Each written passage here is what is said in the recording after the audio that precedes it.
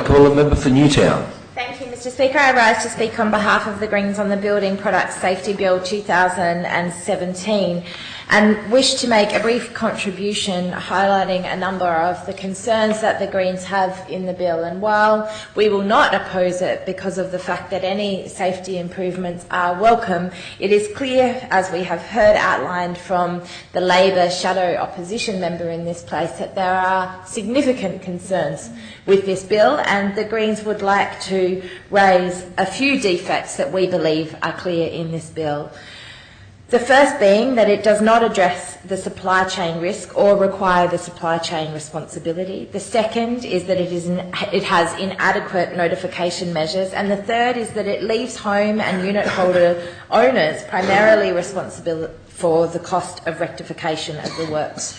As has been identified, Labor will be moving amendments, and we are supportive of those amendments. In the other place, the Greens will also be proposing amendments to address the notification issues and the homeowner warranty issues to ensure homeowners are not holding the can for the costs of these rectification works. Our amendments in the other place will first deem rectification works required under a rectification order are deemed to be major defects for the purposes of home building insurance, and the other amendment that we will make will broaden the notification requirements under Section 9 to include notification on the website of a major media outlet in New South Wales and written notice, including by email to relevant industry and trade groups. These are significant amendments, simple amendments, and amendments that will improve the notification process and will improve the rectification works process enabled as a result of safety measures to be taken.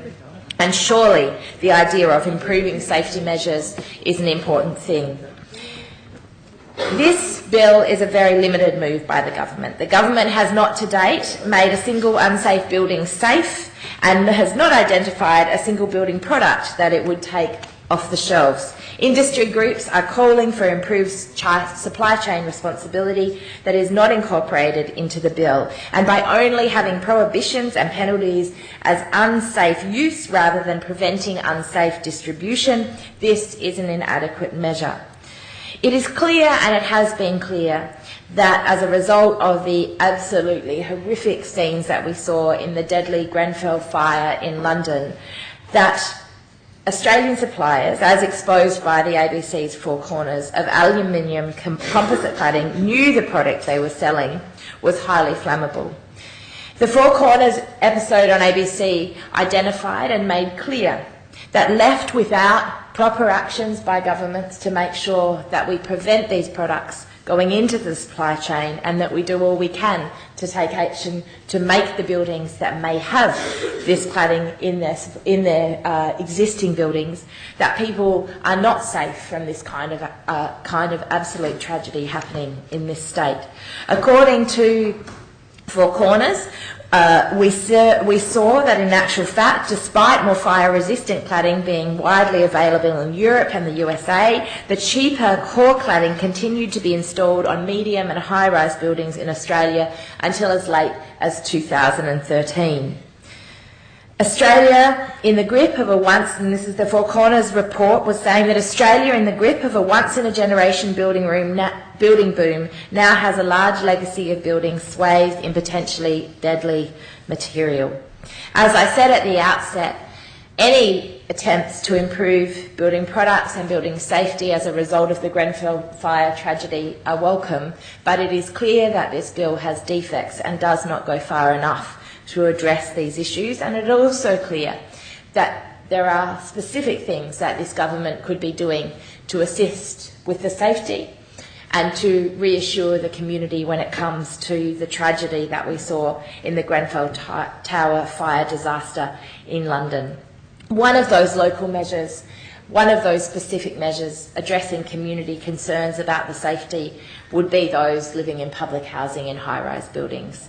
In June, just after the Grenfell Tower disaster, I wrote to the Premier and urged her to give serious consideration to contacting public housing tenants in high-rise and medium high-rise buildings across this state to give them the reassurance that there had been a safety audit done, or if there hadn't been a safety audit done, for them to urgently conduct a safety audit and give the residents that reassurance. Because if you have seen the towers in Waterloo and Redfern, and you saw the images of the Grenfell Tower disaster, you cannot imagine the level of stress and anxiety if you are sitting on the 8th or the 10th floor of one of those towers watching that footage on the TV and knowing that your mobility issues are struggling, that you have mobility issues, or that you would struggle to be able to get down the stairs.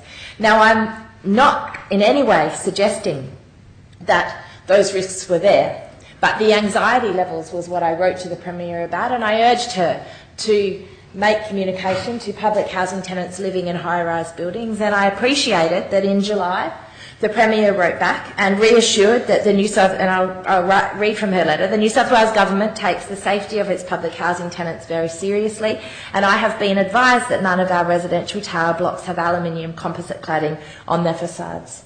Now that's a good reassurance from the Premier. The problem is that the next line then referred the correspondence to the Minister for Family and Community Services, and it referred that correspondence to the Honourable Prue Goward MP, who has primary responsibility for public housing, for her consideration.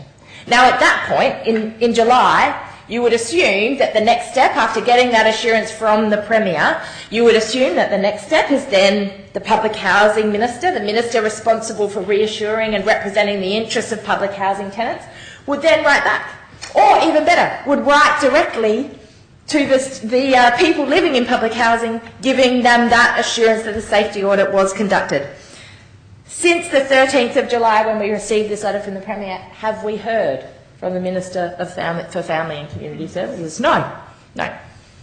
Have the residents living in public housing that had that urgent anxiety that the Premier seems to take quite seriously and wrote back to us, have they heard?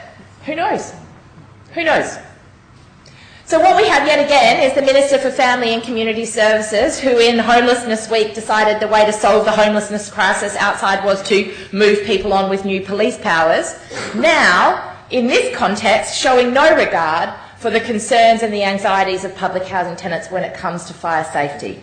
Now, I use this as an example because this is not what we should be seeing. We were not asking for immediate action. We were asking for simple reassurance to say this is how we are going to do it. Now, I know that the department, the facts department, the housing department held meetings in some of those tower blocks after the Grenfell disaster. I went to one of those community meetings. About 10 residents were there. We know that thousands of people live in high-rise and medium high-rise buildings in public housing in New South Wales. Did they receive any communication from the Facts Minister or anyone else alleviating those anxieties? It's completely unclear. Why do I say this and why is this relevant? It's relevant because there are two things going on here. One is about actually acting to make sure that there are protections and provisions to make sure that this kind of flammable cladding is not put on high-rise buildings and that there are adequate measures in place to make sure that the rectification of any buildings that have this cladding is in place and supported.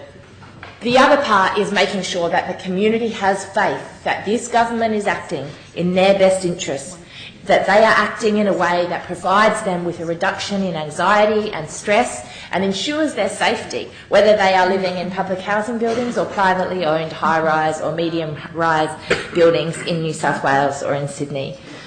I urge this government to consider supporting the amendments that both Labor and the Greens are moving in this place and the other place to improve this bill so that we can see the improved safety of people in our community, so we do not see tragedies like that happened at the Grenfell Tower in London occur again anywhere else in this state.